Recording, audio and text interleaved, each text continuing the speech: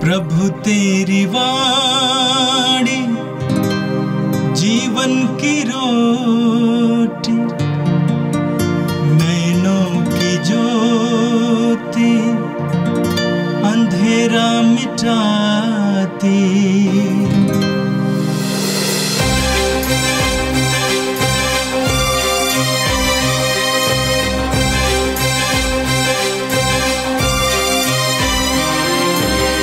प्रभु तेरी वाणी जीवन की रोटी, नैनों की ज्योति अंधेरा मिटाती।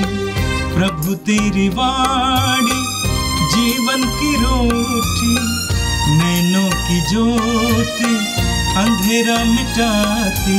वाणी वाणी वाणी वाणी वाणी पवित्र है, शाश्वत है, जीवन का मन्ना है। 1 अक्टूबर मंगलवार। पहला पाठ नबी इसायास का ग्रंथ, अध्याय 66, पद संख्याएं 10 से 14। यरूशलेम के साथ आनंद मनाओ, तुम जो यरूशलेम को प्यार करते हो, उसके कारण उल्लास के गीत गाओ। तुम जो उसके लिए विलाप करते थे, उसके कारण आनंदित हो जाओ। तुम उसके संतान होने के नाते सांत्वना का दूध पीते हुए तृप्त हो जाओगे। तुम उसकी गोद में बैठकर उसकी महिमा पर गौरव करोगे, क्योंकि प्रभु यह कहता है, मैं शांति को नदी की तरह और राष्ट्रों की महिमा को बाढ़ की तरह यरूशलेम की ओर बहा दूंगा। उसके संतान को गोद में उठाया और घुटनों पर दुलारा जाएगा। जिस तरह माँ अपने पुत्र को दिलासा देती है, उसी तरह मैं तुम्हें सांत्वना दूंगा। तुम्हें यरूशलेम से दिलासा मिल जाएगा। तुम्हारा हृदय यह देखकर आनंदित हो उठेगा। तुम्हारी हड्डियाँ हरी भरी घास की तरह लहलहा उठेंगी। प्रभु अपने सेवकों के लिए अपना सामर्थ्य प्रदर्शित करेगा। यह प्रभु की वाणी है। संत मत्ती के अनुसार पवित्र सुसमाचार, अध्याय 18, वाक्य संख्या 1 से लेकर 4 तक। उस समय शिष्य ईसा के पास आकर बोले, स्वर्ग के राज्य में सबसे बड़ा कौन है? ईसा ने एक बालक को बुलाया और उनके बीच खड़ा कर कहा, मैं तुम लोगों से यह कहता हूं, यदि तुम फिर छोटे बालकों जैसा नहीं बन जाओगे तो स्वर्ग के राज्य में प्रवेश नहीं करोगे। इसलिए जो अपने को इस बालक जैसा छोटा समझता है, वह स्वर्ग के राज्य में सबसे बड़ा है। और जो मेरे नाम पर ऐसे बालक का स्वागत करता है, वह मेरा स्वागत करता है। यह प्रभु का पवित्र सुसमाचार है। ख्रिस्त प्रभु की जय। यीशु में मेरे प्रिय भाई और बहनों, आज माता कलीसिया बालक यीशु की संत तेरेसा का पर्व दिवस मना रही है। हमने बहुत बार संत तेरेसा के जीवन गाथा के विषय में सुना है। आज हम दोनों पाठों के माध्यम से उसकी आध्यात्मिकता और ईश्वर के प्रति सच्ची श्रद्धा पर मनन चिंतन करेंगे, जो हमारे ख्रिस्ती बुलाहट को और अधिक महत्वपूर्ण बनाती है। आज का पहला पाठ नबी इसायास के ग्रंथ से लिया गया है, जहां पर नबी इसायास यरूशलेम को सारे इस्राएलियों का केंद्र बिंदु बनाकर उन्हें न्योता देते हैं, उस पर आनंद मनाने के लिए, उसके प्यार को अपने जीवन में प्राप्त करने के लिए वह उन्हें न्योता देता है। यहां पर हम ध्यान देंगे कि यरूशलेम न केवल एक भौगोलिक स्थिति है, बल्कि सारे इस्राएलियों के लिए और उनकी आध्यात्मिकता के लिए एक सच्चा आश्रय है, जो उनकी आध्यात्मिकता को और अधिक उन्नति के लिए आगे बढ़ाने के लिए महत्वपूर्ण भूमिका निभाती है। वहीं दूसरी ओर हम देखेंगे कि आज के सुसमाचार में प्रभु यीशु अपने शिष्यों के सामने एक छोटे बच्चे को लेकर के आते हैं और उन्हें एक न्योता देते हैं इस बालक की भांति अपनी आध्यात्मिकता में आगे बढ़ने के लिए, उस बालक के स्वरूप को अपने जीवन में अंगीकृत करने के लिए उन्हें एक मौका देते हैं। आज के पहले पाठ में हम 3 महत्वपूर्ण बिंदु पर मनन चिंतन करेंगे। पहली बात है प्रेम और उल्लास। नबी ईसाया अपने पाठ में कहते हैं, यरूशलेम के साथ आनंद मनाओ, तुम जो यरूशलेम को प्यार करते हो उसके कारण उल्लास के गीत गाओ, तुम जो उसके लिए विलाप करते थे उसके कारण आनंदित हो जाओ।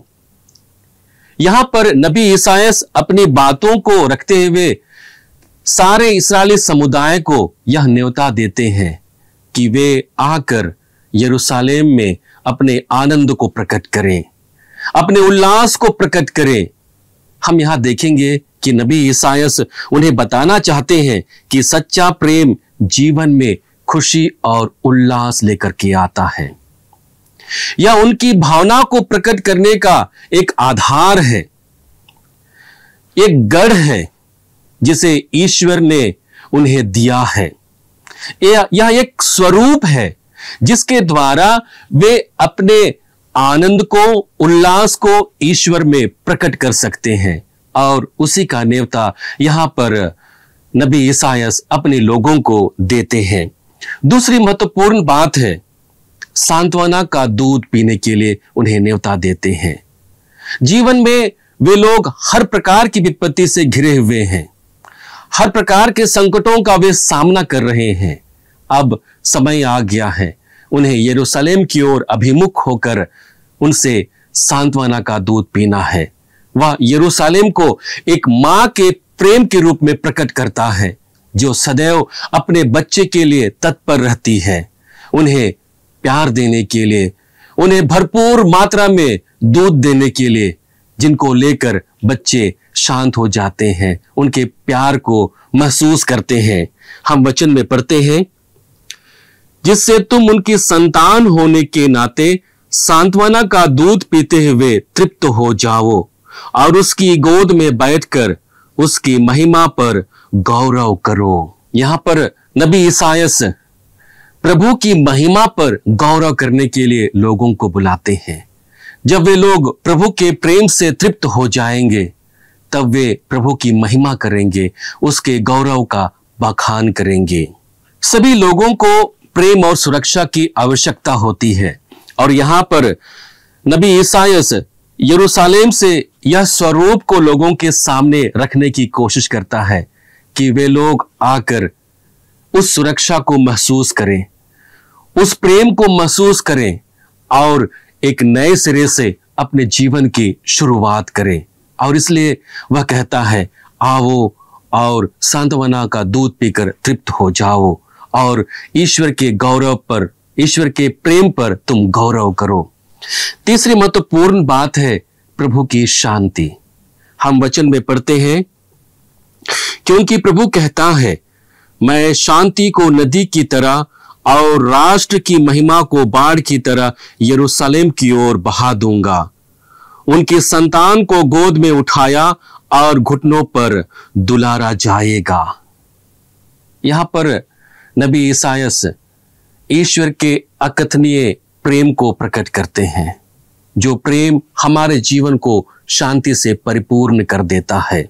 यह बात हमें ईश्वर पर धैर्य रखना और ईश्वर पर लगातार विश्वास में बने रहने के लिए प्रेरित करता है, क्योंकि जब हम प्रभु पर धैर्य रखते हैं, प्रभु के लिए अपने आप को समर्पित कर देते हैं और उनकी योजना के लिए अपने आप के जीवन को तैयार करते हैं, तब हमारे जीवन में शांति का प्रवाह होती है, ईश्वर के प्रेम की प्रवाह होती है। और इन्हीं शब्दों के साथ आगे एक समृद्धि के बारे में नबी ईसाया अपनी बातों को रखते हैं और कहते हैं, तुम्हारा हृदय यह देखकर आनंदित हो उठेगा, तुम्हारा हड्डियां हरी भरी घास की तरह लहलहा उठेंगी। प्रभु अपने सेवक के लिए अपना सामर्थ्य, किंतु अपने शत्रुओं पर अपना क्रोध प्रदर्शित करेगा। और इन शब्दों के साथ नबी ईसाया अपने लोगों को एक ऐसी आध्यात्मिकता की ओर आगे बढ़ने के लिए न्योता देते हैं जो उनके जीवन को समृद्ध बनाएगा, जो उनके विश्वास को और अधिक सुदृढ़ बनाएगा। और यही बात को हम संत तेरेसा के जीवन में देखते हैं। जैसे ही वह मठवासी जीवन जीने के लिए अपने आप को समर्पित कर देती है, वह हर एक कार्य में ईश्वर की महिमा को देखती है, क्योंकि उनका लगाव प्रभु के प्रेम के लिए बहुत ही अद्भुत था। और उसी प्रेम से ओतप्रोत होकर अपने हर एक छोटे छोटे कार्यों के द्वारा उन्होंने ईश्वर की महिमा को अपने बीच प्रकट होते हुए देखा। आज के सुसमाचार में हम देखते हैं कि शिष्य लोग यीशु के पास आते हैं और सवाल पूछते हैं कि स्वर्ग राज्य में सबसे बड़ा कौन है। यहां पर हम देखते हैं यीशु के शिष्यों की मानसिकता को, उनका ध्यान कौन बड़ा है कौन छोटा है इस पर टिका हुआ था। लेकिन प्रभु यह अवसर को लेते हैं उन्हें एक ऐसी आध्यात्मिकता की ओर बढ़ाने के लिए जो न केवल उनके लिए महत्वपूर्ण होगा बल्कि आने वाली पीढ़ी के लिए भी महत्वपूर्ण होगा। यह एक अवसर बनेगा अपने आप के जीवन को प्रभु के नजदीक पाने का, जैसे संत तेरेसा ने किया अपने जीवन में हर एक छोटे छोटे कार्यों को करते हुए। और यह एक अवसर बनता है हम सभी के लिए प्रभु के प्यार को महसूस करने के लिए, उसकी आध्यात्मिकता को एक छोटे बालक के रूप में अपने जीवन में आंगीकृत करके। इसलिए हम देखेंगे कि संत तेरेसा के जीवन में 3 महत्वपूर्ण कार्यों को, पहली कार्य है कि वह हर एक छोटे छोटे कार्य में ईमानदार रही। वह जीवन के हर एक छोटे कार्यों में ईश्वर की महिमा को प्रकट होते हुए देखा, क्योंकि उन्होंने जो भी कार्य किया वह प्रभु की महिमा के लिए किया, प्रभु के सामर्थ्य के लिए किया, प्रभु की स्तुति के लिए किया, और उसे अपने जीवन में कभी भी नकारात्मक प्रभाव को नहीं देखा। और यही बात हमारे लिए बहुत ही जरूरी है। दूसरी महत्वपूर्ण बात है ईश्वर के प्रति सच्ची श्रद्धा और विश्वास। उन्होंने लगातार जीवन की हर एक चुनौतियों का सामना करते हुए, मठ में रहते हुए उन्हें बहुत प्रकार की प्रताड़ना मिली, लेकिन इन सब के बावजूद उनकी सबसे बड़ी बल और स्तंभ का विषय था उनका ईश्वर के प्रति सच्ची श्रद्धा और विश्वास। हर प्रकार की कठिनाइयां उन्हें तोड़ नहीं पाई, बल्कि ये सभी अवसर बने ईश्वर की महिमा को लोगों के सामने प्रकट करने के लिए। तीसरी महत्वपूर्ण बात है उनके जीवन में प्रार्थना का महत्व था। हर एक अवसर को उन्होंने प्रार्थना बनाया और प्रार्थना के द्वारा ईश्वर के साथ अपने आप को नजदीक पाया। और इसी बात को आज के सुसमाचार में प्रभु यीशु हमें समझाने की कोशिश करते हैं, एक बालक का उदाहरण देते हुए कि कैसे एक बालक अपने माता पिता पर निर्भर रहता है, कैसा उनका मानसिक स्थिति एक अच्छे विचार को लेकर के आता है, किसी के लिए बैर के लिए नहीं, किसी के लिए घृणा के लिए नहीं, बल्कि सबके लिए सम्मान के लिए, सबको अपनाने के लिए और सबके लिए उदार बनने के लिए।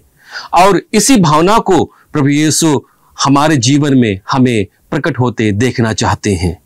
आगे प्रभु यीशु हमें सचेत भी करते हैं बुरे उदाहरण को देख करके।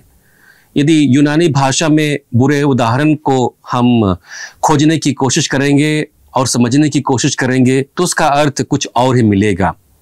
बुरे उदाहरण या प्रलोभन को एक छोटे पत्थर के रूप में दिखाया गया है, जो संभवतः व्यक्ति के पैर के नीचे आने से उनके गिरने का कारण बनता है।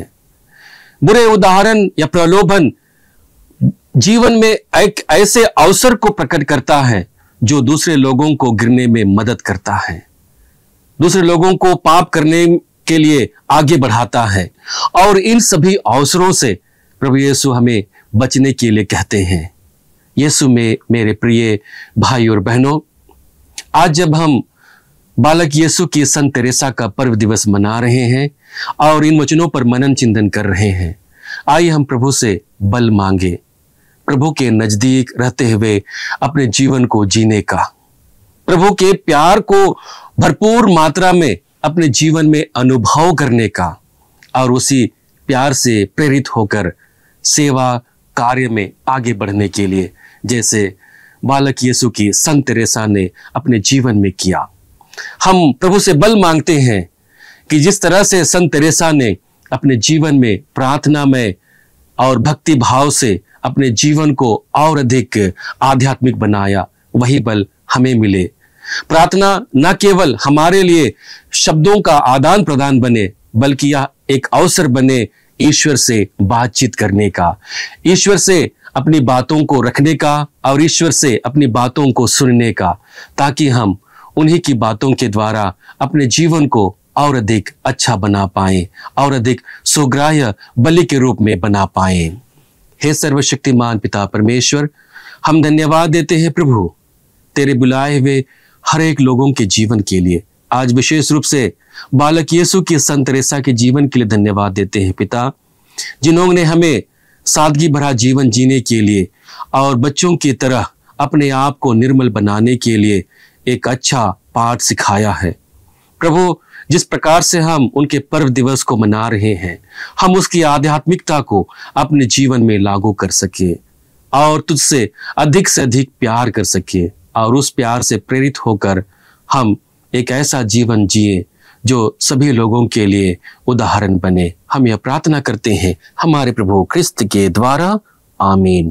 प्रभु तेरी वाणी जीवन की रोटी, नैनों की ज्योति अंधेरा मिटाती, वाणी वाणी वाणी वाणी वाणी पवित्र है, शाश्वत है, जीवन का मन्ना है।